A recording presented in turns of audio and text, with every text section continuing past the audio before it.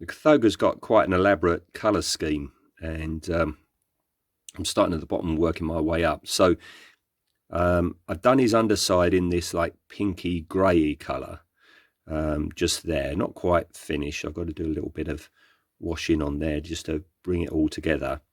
And then I've painted his lower legs and feet in a flesh colour. And his tail as well. I know it looks sloppy, but bear with me. And the reason I've done these for his legs and feet is that in the stills, he has got like fleshy areas between his toes. So that's why I've done that. And I've got up much higher than I really need to. And that's because when I start laying down the greens, I'm going to be putting on washes first, very thin washes, before building up to a regular strength of paint. And to do that, to try and just blend in and make the transition between the flesh tones and the green a bit, more subtle, if you like. So I've overdone it on the legs, but better to have too much on there than not. And then you can see I've blocked in his upper mouth area in a flesh tone, ready for washes. I've now taken his tongue out and lower jaw, and I've based the inside of his mouth. All right. And oh yeah, this is me just experimenting. This is the first of the greens that I'll be putting on, and I'm just experimenting here by washing it right down just to see what it looks like. All right, so it's looking very sloppy at the moment, but hopefully in the next bit it'll be a bit better. So yeah, I've done the foot and toe area in flesh, and now what I've done is I've got a green and watered it right down, so it's a thin down green, and washed it all over. So I'm getting a lighter green than it should be.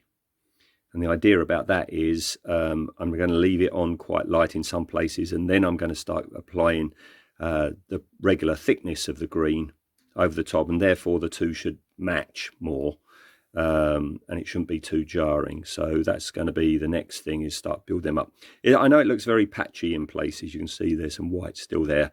That's deliberate. That's just in areas where I know there's going to be darkness, and I'm just experimenting as I'm going. Same with the tail. That's all going to be tidied up as well. And yeah, I've taken his tongue and his lower jaw off, but I've painted up his upper. Well, I painted them all, and here you can see the teeth and the upper bit. Still don't know what to do about these bits, because in the film they're covered in yak hair, and if I apply hair like brush bristles, that's fine, it will do the job, but then surely I'd have to do it with all that hair. You can't have sculpted hair in one place and real hair in another, so I don't know what I'm doing yet. So there we go, on track. Was a bit odd, by the way, doing the teeth. The teeth aren't your standard teeth colour. They're more of a grey with dirty washes. So all good fun.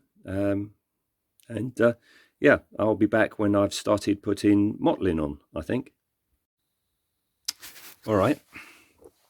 So it's a bit bright today, but I've been dry brushing and dry brushing and dry brushing, varying the colours of the lighter areas of the green, right?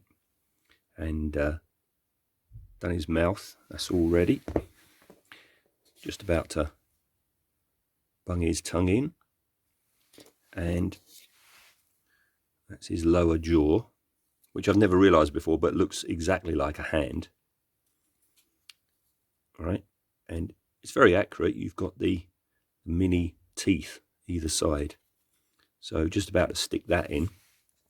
So once the mouth bits are in, next stage is to start mottling on the darker bands. You can see I've been having an experiment. I've got to start mottling on the darker bands for him. Okay.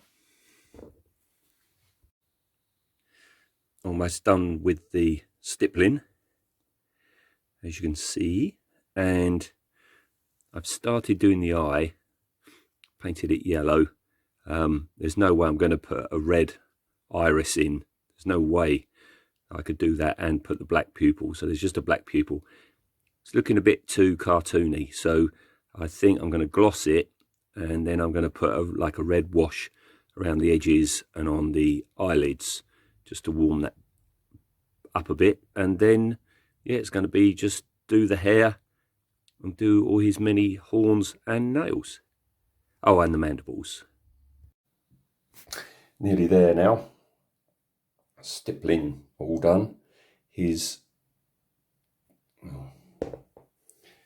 toes are all done, and this is one of those cases when you're painting something, you have to look at something far more than you would normally do. And I'm amazed, you know, Stan Winston's studio are quite rightly, you know, renowned for the superb work they do, but just his horns and his pincers and his claws have got this beautiful mottling effect to them. So I've been trying to emulate that.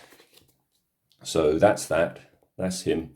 Next thing is just to attach these pincers and then do his hair, and I'll come back with him done, I guess.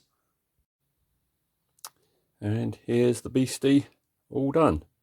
In the end, I decided not to have a pupil. He's meant to have a tiny little black pupil there, but no, it wasn't working, so I decided not to. So very, very pleased with this. Nice painting challenge, different painting challenges for him, and really pleased with how he's come out.